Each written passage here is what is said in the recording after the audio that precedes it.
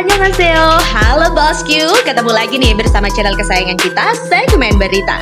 Nah, biar nggak tegang, jangan lupa minum es cendol dawet dulu ya. Baru kemudian like, komen, dan juga subscribe. Sarangyo. Kita jadi ingat tahun baru, Mbak. Setiap pergantian tahun baru, publik itu pasti yang dinantikan adalah kembang api. Nah, sama dengan perang, publik menantikan misil-misil yang berterbangan melalui tayangan-tayangan live streaming, terutama di YouTube. Itu terjadi setelah hari pertama invasi Rusia ke Ukraina. Sebelumnya, perbincangan tentang rencana menunjukkan bahwa pemahaman masyarakat kita soal Ukraina itu masih rendah sebetulnya. Makanya tadi disebutkan sebelum ada videonya Zelensky itu malah sebetulnya masyarakat Indonesia lebih peduli soal harga emas. Our position is very clear. We urge all parties in the Ukrainian situation to start a peaceful dialogue to solve this problem. That is our position, and we look forward and we hope and we pray for a peaceful outcome as soon as possible to the Ukrainian crisis. Lihat dari Putin atau dari figur-figur pemimpin kita tahu Bung Karno begitu sangat diidolakan karena tegas, karena berani terhadap Barat. Menurut saya itu salah satu faktor juga ketika Putin akhirnya dianggap menjadi perwakilan atau menjadi representasi dari narasi-narasi itu. Narasi-narasi kebutuhan kita akan pemimpin yang tegas, yang bisa berpihak, terutama ketika dihadapkan pada kekuatan Barat dan Amerika Serikat.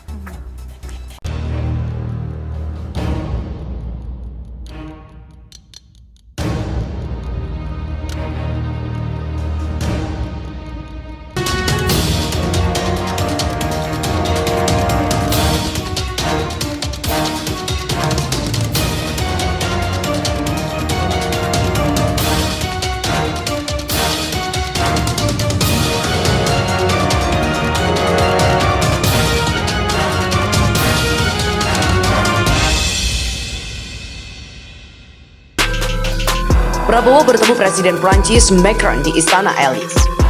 Menteri Pertahanan Prabowo Subianto bertemu dengan Presiden Prancis Emmanuel Macron. Kira-kira apa yang dibahas keduanya? ini perang antara Rusia melawan Amerika dan NATO di belakang. Sehingga dengan kata lain itu juga memicu tumbuhnya semacam dukungan publik Indonesia terhadap Rusia manakala invasi dilakukan ke Ukraina. Jadi justru Zelensky lah yang kemudian memicu kesadaran publik bahwa ini bukan perang antara Rusia dan Ukraina, ini perang kepentingan geopolitik antara Rusia melawan NATO dan juga usaha Rusia untuk mengamankan kedaulatan wilayah. Ada 4 butir poin yang kita sampaikan. Saya bacakan saja. Butir pertama, prihatin atas eskalasi konflik bersenjata di wilayah Ukraina yang sangat membahayakan keselamatan rakyat serta berdampak bagi perdamaian di kawasan. Kedua, menegaskan agar ditaatinya hukum internasional dan piagam PBB mengenai integritas teritorial wilayah suatu negara, serta mengecam setiap tindakan yang nyata-nyata merupakan pelanggaran wilayah teritorial dan kedaulatan suatu negara. 3. Menegaskan kembali agar semua pihak tetap mengedepankan perundingan dan diplomasi untuk menghentikan konflik dan mengutamakan penyelesaian damai. 4. KBRI telah mengambil langkah-langkah yang diperlukan untuk menyelamatkan WNI di Ukraina sesuai rencana kontingensi yang telah disiapkan. Pertemuan itu diketahui dari foto yang diunggah di akun Instagram Prabowo pada Rabu dini hari. Prabowo mengunggah beberapa foto dirinya dengan Macron. Prabowo yang memakai setelan jas biru dongker dan memakai peci hitam terlihat mengabadikan foto di beberapa titik. Pertemuan itu berlangsung di Istana Kepresidenan Prancis Elys. Dalam foto yang diunggah itu, Prabowo tampak menuliskan keterangan. Keterangan itu dibuat dengan 2 versi, yakni bahasa Prancis dan terjemahannya bahasa Indonesia. Prabowo mengucapkan terima kasih atas undangan pertemuan di istana. Namun, Prabowo tidak menjelaskan maksud dari pertemuannya dengan Macron. Atas nama Kementerian Pertahanan Republik Indonesia, saya mengucapkan terima kasih kepada Presiden Republik Prancis Emmanuel Macron atas undangan pertemuannya tadi pagi di Istana Elys. Demikian dalam pernyataan Prabowo itu. Soal kondisi di kawasan, soal Ukraina terutama itu tidak sebagus itu. Lalu yang kedua, kenapa perubahannya bisa drastis mendukung Rusia ketika Zelensky membawa isu soal NATO dan Amerika Serikat? Saya sebutkan di artikel saya waktu itu adalah sentimen anti Amerika atau anti Barat memang sudah mengakar di masyarakat Indonesia sudah cukup lama, dan itu semakin terlihat ketika narasi yang muncul dari media sosial itu justru memposisikan seakan-akan konflik ini lagi-lagi hanya terkait dua pihak sebetulnya, Rusia dan Amerika Serikat serta NATO.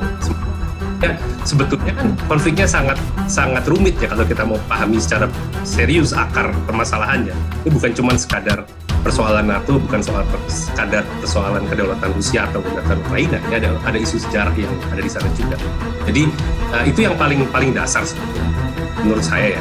Dua hal yang paling dasar. Tentu ada banyak faktor lain. Berita dan media sosial. Sehingga sampai hari ini jumlah tayang jumlah view terhadap video-video perang Rusia Ukraina ini apa yang disampaikan oleh Bapak Presiden pada tanggal 24 Februari kemarin ketika Rusia melancarkan operasi militer khususnya ke Donbas.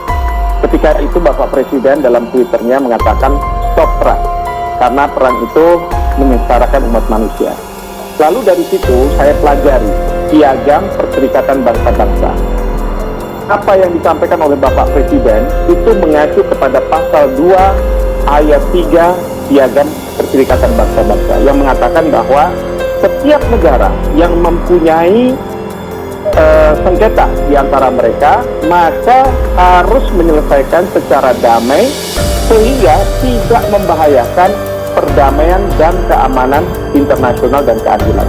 Jadi di sini penyelesaian damai ini penting, sehingga Bapak Presiden sudah menyampaikan stop perang.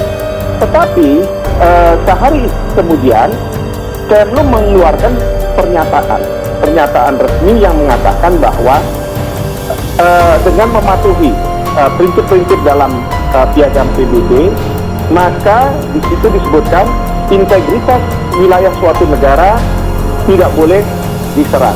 Itu rujukannya adalah pasal 2 ayat 4 piagam PBB. Dan di situ kemudian disebutkan bahwa serangan terhadap Ukraina, meskipun tidak menyebut Rusia, adalah tidak bisa diterima, tidak dapat diterima. Terhadap resolusi PBB, pasti ada upaya-upaya lain. Nah, yang kita lihat ini kan sebuah kondisi yang skenario paling mungkinnya adalah diplomatic stalemate atau kebuntuan diplomatik. Menurut saya mungkin itu salah satu pilihan-pilihan instrumen di antara banyak instrumen yang dilakukan oleh pemerintahan Indonesia yang diwakili Kementerian Luar Negeri untuk melakukan solusi-solusi baru